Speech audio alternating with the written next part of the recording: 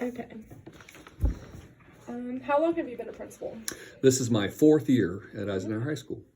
How long did you teach prior to becoming an administrator? I have taught prior to administration, I think 19 years. Oh, dang. What made you choose the teaching profession originally? Teaching profession, it was probably a misunderstood passion I had all along.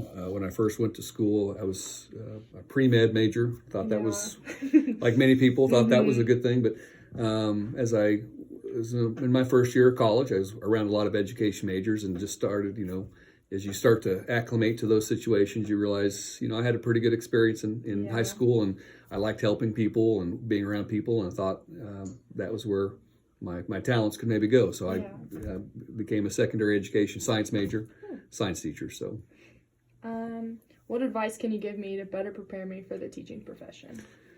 I think as a future teacher, you have to make sure you have your passions. We always need passionate teachers, and that's always seen in the classroom. That comes out in everything you do. It needs to be something you enjoy. You got to remain flexible. Things change all the time. You're always going to have challenges to deal with, whether those are in your control or out of your control. But really, it just comes down to having that heart, that passion, and the love for wanting to make a difference in a child's life. What are some of the challenges I will face as a new teacher? Challenges as a new teacher, and I think this is probably different for everyone, but your organization, making sure you stay on top of things. Of course, different levels would require a little bit different of that. You're going to eventually student teach and have some practical experience, but once you get into your actual classroom, you'll realize that, gosh, that gave me just a little bit of what I needed, and you just learn on the fly. But discipline becomes something that a lot of people struggle with at the beginning of figuring out what that means for them, and how to set that stage from the very beginning, and just what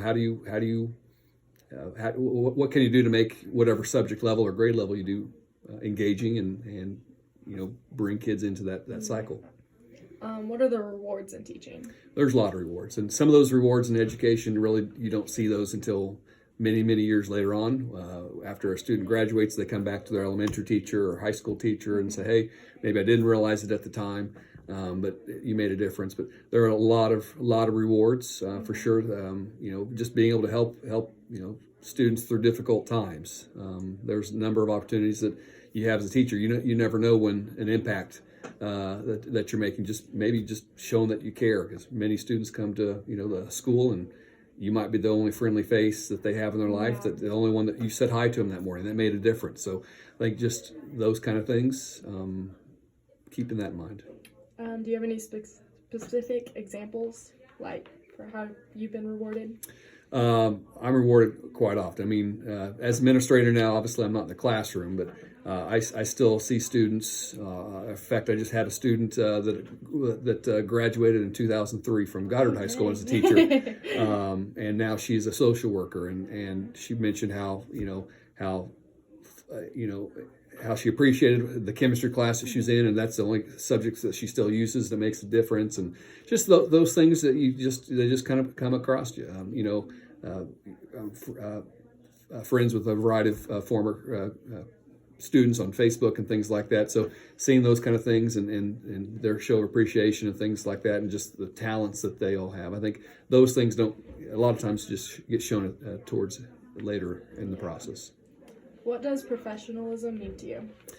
Professionalism, I would say, means keeping what does it mean to have integrity and respect and just being consistent with what you do. If you believe what you do and you keep that part of your heart, your guiding principles, that professionalism will remain true. That basically you're guiding and leading others to follow in those steps and doing the right thing, making choices that are best for students. And we try to always keep in mind, especially from an administrator standpoint, what's in the best interest of kids. And that may not always be popular with kids or parents, but in the big scheme of things, what's best for kids.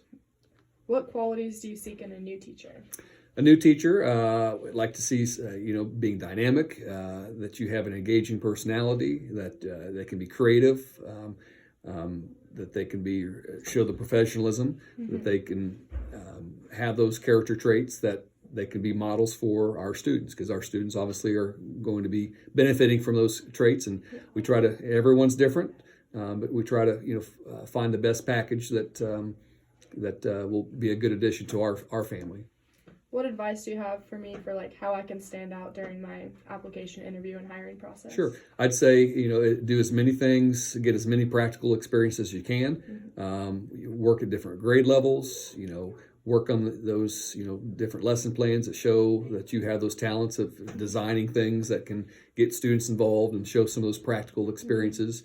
And really, a lot of it just comes out in your personality. When we interview teachers, your personality, your excitement, the best you're going to be is during an interview. And if that's not displayed in an interview, that's really the first step. So all the other things we can get there. As far as the discipline, you learn that on the fly. The curriculum you're going to learn as you go. But having that passion, that drive, and wanting to put the time in. Yeah. If it comes across, that you're a 7 to 8 to 3 type of teacher, not really wanting to put the extra time in, that those kind of traits usually show up pretty clear. And we want to make sure we're doing what's best for kids. What changes, if any, would you make to the educational system? Oh my gosh. Might take a while. Right. Well, I think, and this is a far bigger issue, but I think we're still in education following a system of learning that's been done for 100 years. And getting out, doing a paradigm shift of the typical day, how that looks. We've been trying to look at different ways of, different scheduling. Maybe it's maybe more of a flexible module schedule where, based upon your wants and your needs as a student. Maybe you're coming to school from a 3 to 8 p.m. type deal, or an 8 to 12 on some days. So there's a lot of different things. The structure, which is also goes up to the college level, is where you're kind of limited on some of those also. But there's a lot of those things,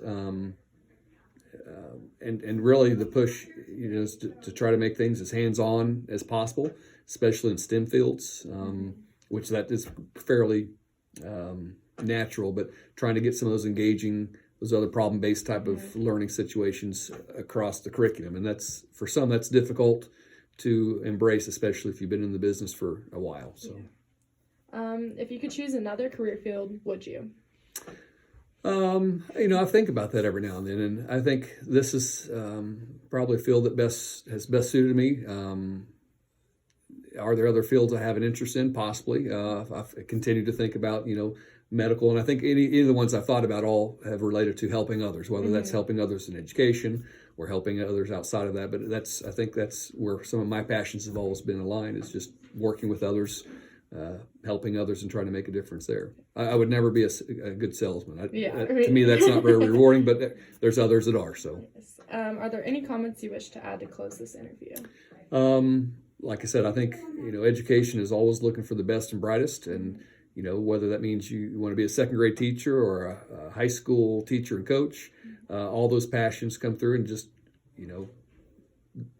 live your dream, make sure your heart's in it, especially in education, because all that stuff comes up pretty bright and clear in the classroom. And if that's something you're faking, I guess, or not in it for the right reasons, there's plenty of other options. Obviously, education is not the highest paying occupation. Most teachers don't do it for the income. It's for the intrinsic income, I guess, of making a difference and impacting kids in every single way, every single day.